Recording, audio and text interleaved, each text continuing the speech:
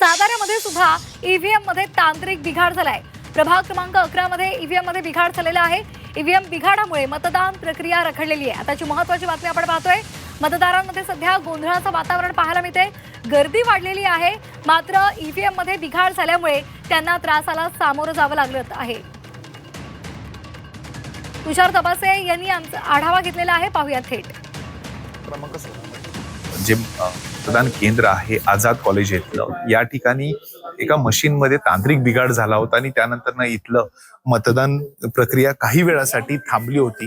त्यामुळे मतदार राजाला काही वेळासाठी इथं खोळंबावं लागलं होतं। खरं तर मशीन मध्ये जो काही बिघाड झाला होता किंवा तांत्रिक अडचण आली होती ती मात्र आता दूर करण्यात आली आणि त्यामुळं तुम्ही पाहू शकता या ठिकाणी मतदानाला सुरुवात झालेली आहे।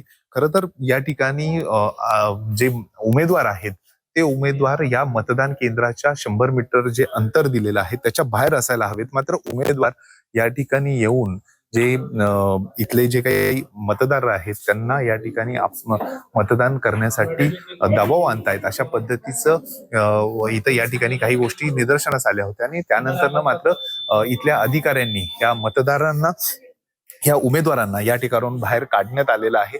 आणि एकूणच काही या ठिकाणी थोड्या काळासाठी गोंधळाचं वातावरण निर्माण झालं होतं, मात्र आता या ठिकाणी मतदान प्रक्रिया सुरू झालेली आहे। तुम्ही पाहू शकता मोठ्या संख्येनं मतदार राजा या ठिकाणी येऊन आपल्या मतदानाचा हक्क बजावत आहे।